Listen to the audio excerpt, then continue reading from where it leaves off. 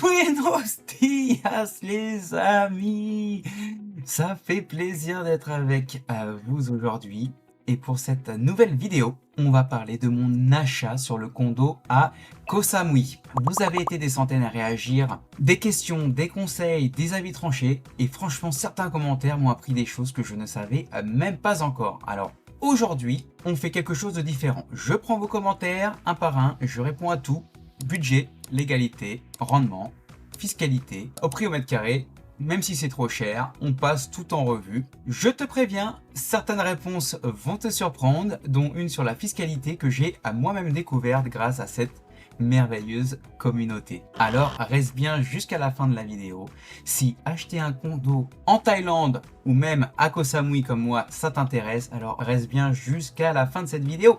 Et bien sûr, pour ceux qui ne connaissent pas la chaîne et qui sont intéressés par l'investissement en Thaïlande, alors n'hésitez pas à vous abonner à la chaîne car je vais continuer à poster plus de vidéos et de contenu sur ce sujet qui m'intéresse vraiment. Je commence à peine et c'est passionnant. Donc reste bien jusqu'à la fin de cette vidéo. Pour ceux qui ne me connaissent pas et qui n'ont pas vu la première vidéo, voilà le contexte en 30 secondes. Je suis Olivier, pour ceux qui ne me connaissent pas, Olive pour les intimes. Je gère 7 restaurants au Canada. J'en vais en ouvrir 3 autres dans les 4 prochains mois. Je suis français, installé à Vancouver et j'ai décidé d'acheter mon premier bien immobilier, non pas au Canada, mais donc à Koh Samui, qui est une île en Thaïlande. Un condo de 30 mètres carrés à Chaweng plus précisément. Pourquoi j'ai décidé d'acheter ou d'investir, je dirais même, dans un condo à Koh Samui? Parce que ma vision, c'est pas de rester derrière un bureau, à gérer des équipes jusqu'à 65 ans, mais j'avais envie aussi de construire des actifs qui travaillent pour moi pendant que je travaille donc sur ma liberté financière. Et l'immobilier en Thaïlande, c'est pour moi peut-être une pièce de ce puzzle. Aussi, pour ceux qui se demandent donc pourquoi Koh Samui, pour la faire courte, je suis allé à Koh Samui pour ma première fois il y a donc 10 ans de cela. Et il y a déjà 10 ans, j'avais adoré cette île et je sentais que cette île allait exploser. Enfin, il y a plus de 10 ans, hein, je dirais même 12. Et quand je suis retourné pour la deuxième fois, je me suis dit, waouh, elle a bien évolué cette île. Il faut que j'adore cette ville. Je me vois bien aussi peut-être passer mes vacances là-bas de temps en temps, une fois par an, une fois tous les 2 ans. Je me vois bien aller en retraite. J'ai eu un coup de cœur pour cette île, les gens qui sont là-bas, la nourriture, la culture. Et je me suis dit, surtout en termes d'investissement, il y a peut-être quelque chose à faire. Surtout que c'est une ville énormément touristique. Et je me suis dit, bon, si j'achète quelque chose, je pense qu'à moyen de louer quelque chose, mon bien, si j'achète quelque chose sur les 10 mois de l'année. Car c'est quand même très touristique et il y a tout le temps du monde. Par contre, je l'ai acheté après le Covid, c'est-à-dire que c'était vide, les prix avaient chuté. C'était donc un risque de savoir si l'économie là-bas allait repartir ou pas après le Covid. Bon, apparemment, vu que je l'ai acheté il y a 2 ans maintenant, ça commence à reprendre, donc je suis content de cela. Donc j'ai fait une vidéo sur mon premier achat en Thaïlande que je te recommande de regarder, que je vais mettre juste en dessous. Je te recommande de la regarder avant de regarder cette vidéo, car donc cette vidéo a fait réagir énormément et honnêtement, certains commentaires m'ont challengé, certains m'ont appris quelque chose. Donc c'est parti, on y va, on va répondre à tous ces commentaires, on va regarder ça ensemble. Donc les amis, on va commencer par les questions du genre pourquoi c'est si cher? Et je vais réunir quelques commentaires parce qu'il y en a eu assez beaucoup, donc je vais pas répondre à tous les commentaires, mais je vais en prendre 3 là par exemple, je vais toutes les réunir et je vais vous répondre. On va prendre le commentaire de Christophe. Pourquoi c'est si cher? C'est Samui où les condos sont rares. Le studio est sobre, l'immeuble aussi, mais si c'est si cher, c'est pour quelle raison? Très bien, merci pour ce commentaire. J'ai vécu des années à Pattaya. Samui, je connais pas, mais quand même, au mètre carré, ça me paraît vachement cher. 3300 € le mètre carré, même si c'est neuf, ça reste quand même assez cher. Mais si ça te va, ça me va. La grande question ici, c'est pourquoi 3300 € le mètre carré pour un condo de 30 mètres carrés à Koh Samui? C'est si cher. Donc Christophe, Nakmoe et Harvey, merci de vos commentaires. Déjà, premièrement, ça m'a fait plaisir. Et vous avez tout à fait raison de poser la question. Et laissez-moi vous répondre honnêtement. Koh Samui, donc c'est pas Bangkok. Ce n'est pas non plus Pattaya. C'est une île avec un foncier limité. Il n'y a pas beaucoup de condos neufs et d'ailleurs, j'ai investi donc dans le premier projet condominium de Koh Samui. Koh Samui est une demande aussi internationale qui ne faiblit pas. Le marché y est mécaniquement plus cher donc au mètre carré. Ça reste aussi vraiment une île paradisiaque. Ça n'a rien à voir avec Pattaya ou avec Bangkok ou voire même avec Phuket. C'est vraiment plus petit. C'est, je dirais, un peu plus cher, c'est un peu plus luxe, c'est un peu plus chic, c'est un peu plus détente, c'est un peu plus famille. C'est pas, tu vois, c'est pas Pattaya, c'est pas la jungle.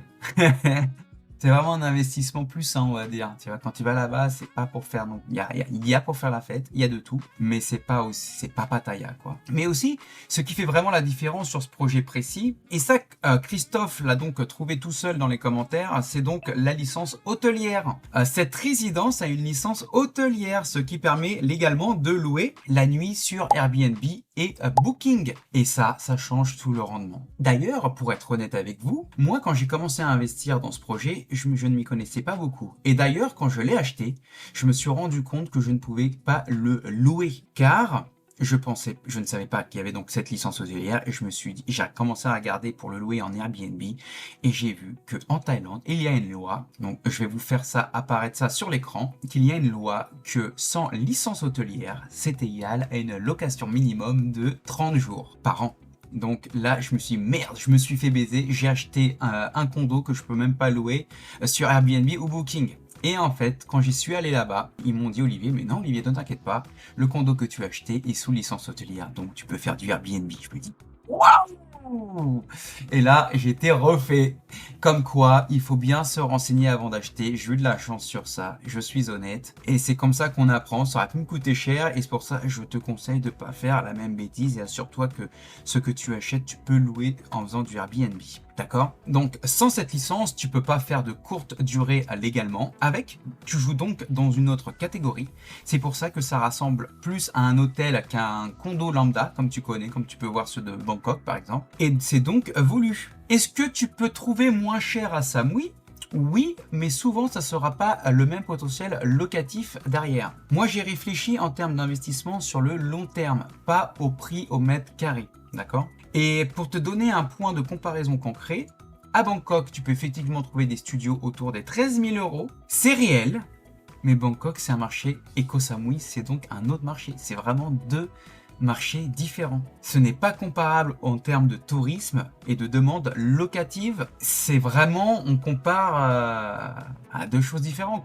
On compare Paris et la Corse. Ça dépend quel genre de vue tu as envie d'avoir, quel genre de vacances tu vas avoir. Et bien sûr, tout a un prix, quoi. Regarde les stats du marché de condos à Koh Samui de 2025. Il y a une croissance de plus de 5 à 8% par an. Donc ça devient très très positif. Est-ce que c'est légal pour un étranger? On change de thème et on va aller sur le thème des est-ce que c'est légal pour un étranger? Donc maintenant je vais te lire d'autres commentaires que j'ai reçus. Commencer celui avec de Fredel. J'ai souvent entendu dire que d'acheter sur plan c'est prendre un risque. J'ai vu une vidéo sur Pattaya où une tour a été arrêtée définitivement car l'État thaïlandais estime que ça gêne la vue sur un temple. Bravo, tu as été jusqu'au terme. La justification du commentaire précédent est judicieux et effectivement on a encore une vie en France. Merci pour le partage et toutes ces informations intéressantes. Bel achat. Je suis tombé un peu par hasard sur ta vidéo et si je peux me permettre, je te donne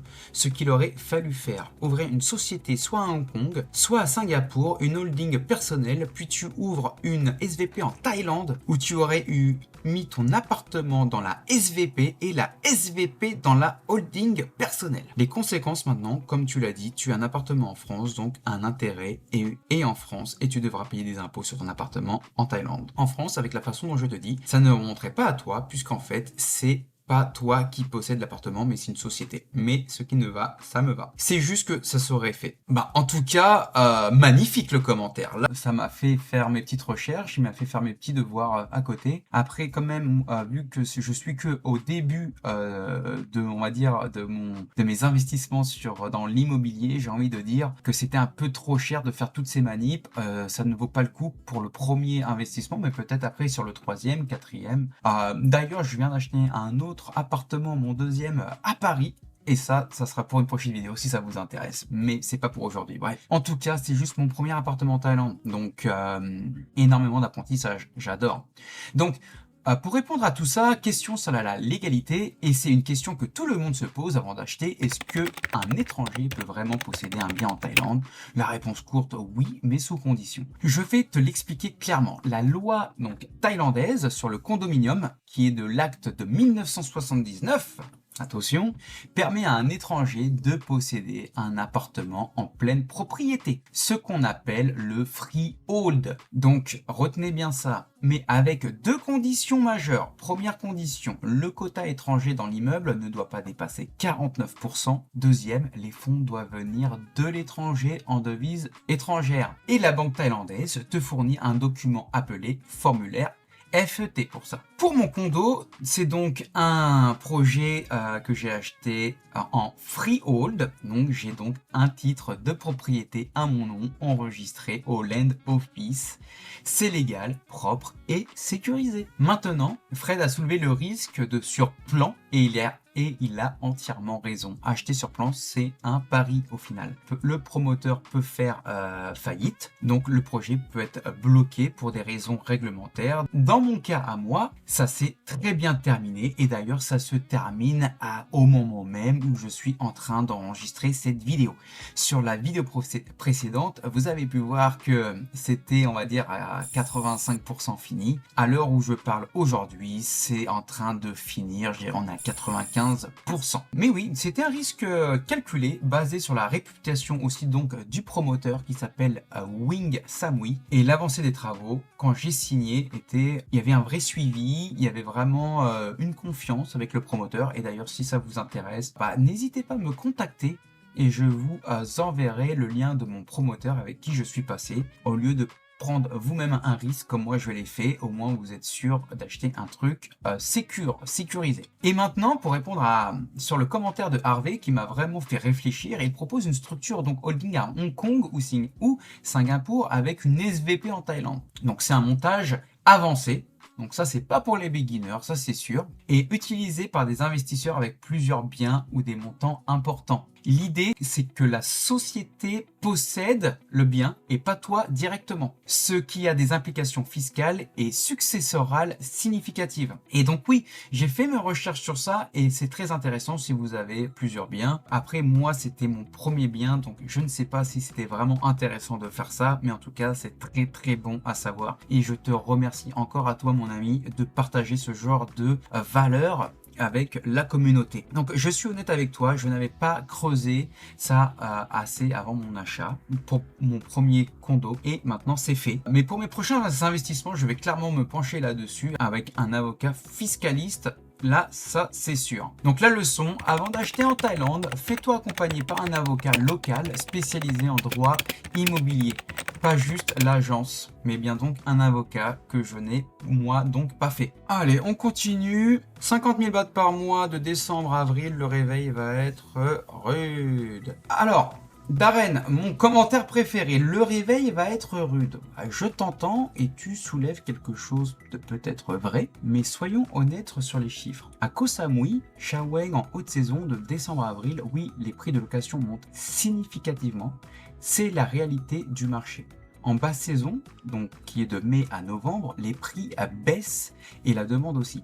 C'est universel dans toutes les destinations touristiques. Personne ne te garantit 100% d'occupation sur toute l'année. Et si quelqu'un te garantit sans contrat solide derrière, donc méfie-toi. Ce que disent les chiffres du marché en 2025, un condo bien géré à Koh Samui peut générer entre 7 et 10% de rendement locatif annuel si c'est bien géré. Avec une gestion hôtelière professionnelle, certains projets affichent des garanties autour de 7% net. C'est nettement supérieur à ce qu'on obtient en France ou au Canada sur de l'IMO traditionnel, donc pourquoi pas? Tu me diras ce que t'en penses si tu vois cette vidéo, mon ami. Ma stratégie à moi, c'est de miser sur la valeur long terme. Le marché de l'immobilier à Koh Samui progresse en moyenne de 5 à 8% par an. Si cette tendance continue dans les 12 à 15 ans, la valeur de ce bien aura potentiellement doublé. C'est un actif qui se précise pendant que tu travailles à autre chose. C'est exactement ma stratégie. Et Darren, tu as raison que la basse saison existe, c'est pour ça que le choix de l'emplacement et de la licence hôtelière est critique. Shaweng attire même hors saison grâce à sa vie nocturne. Donc Shaweng, c'est vraiment la ville où tout le monde fait la fête à Koh Samui. D'accord, c'est Bangla Road, quoi, on va dire. De Phuket, quoi. C'est rempli de restaurants, il y a les plages, c'est pas une zone qui dort 6 mois par an, par exemple. C'est vraiment toute à l'année, quoi. Donc le message que je veux passer, l'IMO en Thaïlande, c'est un investissement, pas un distributeur de billets automatique. Si tu l'abordes comme un investisseur, avec une stratégie, un bon emplacement et une gestion pro, je pense que les chiffres sont là. Mais bien sûr, il faut aussi aimer l'endroit, faut le sentir. Je pense que c'est une question d'énergie. Tu investis là où tu as envie d'être, en fait. J'ai envie de dire, c'est un peu aussi ça, c'est une question d'énergie. Et maintenant, le moment que j'ai promis au début, la question que je ne m'attendais vraiment pas, c'est celle d'Harvey. Un membre de cette communauté qui gère un projet à plusieurs centaines de millions en Thaïlande m'a expliqué quelque chose sur la fiscalité que je n'avais pas assez anticipé. Il existe une convention fiscale entre la France et la Thaïlande, signée le 27 décembre 1974 à Bangkok. Ce n'est pas neutre. Si tu es résident fiscal français et que tu as un bien en Thaïlande, les implications fiscales existent. Et les ignorer peuvent coûter très cher. Je ne suis pas un fiscaliste, je ne vais pas te donner de conseils fiscaux ici. Ce que je vais te dire, c'est si tu envisages un investissement comme celui-là, consulte un expert en fiscalité internationale avant d'acheter et donc pas après. Ne fais pas comme moi, par exemple. Et oui, je suis honnête. Moi, j'y ai appris grâce à cette communauté. C'est pour ça que je me devais le devoir de repartager ça directement, car c'est des infos très précieuses. C'est pour ça que je fais ces vidéos, parce que quand on partage son expérience en vrai, les gens qui ont des vraies expertises partagent en retour et tout le monde monte de niveau. Donc, merci à cette communauté de monter en niveau. Ce qu'il faut retenir de tout ça, acheter un condo en Thaïlande en tant qu'étranger, c'est donc légal. Mais ça se prépare avec un avocat, pas juste en avance. Et si tu as même de l'argent en plus, voire même un fiscaliste. 2. Le prix au mètre carré à Koh Samui s'explique par la rareté du foncier et la licence hôtelière, comme de là où j'ai acheté. Compare des pommes, donc avec des pommes, et non pas des poires. D'accord? Donc on arrête de comparer Koh Samui avec Bangkok ou même Pattaya, ça n'a rien à voir. Je vous conseille d'aller à Koh Samui pour vous-même le sentir et le voir de vos propres yeux. Le rendement locatif existe, mais c'est pas magique. C'est un investissement qui demande une stratégie très claire au final. On est d'accord? Donc en 4, et ça, c'est le plus important, cette communauté m'a pris autant que j'ai partagé donc dans cette vidéo. Harvey, Christophe, Frédéric, Darren et tous les autres qui ont commenté cette vidéo. Merci. C'est exactement pour ça que je continue. Si tu envisages d'investir en Thaïlande ou si tu te demandes comment construire des actifs quand tu as un job prenant, comme le mien, bah dis-le moi en commentaire. Ça sera pour ma prochaine vidéo. Like bien sûr cette vidéo si ça t'a apporté quelque chose. Abonne-toi si tu veux suivre ce parcours vers la liberté financière. Et je te dis à très bientôt.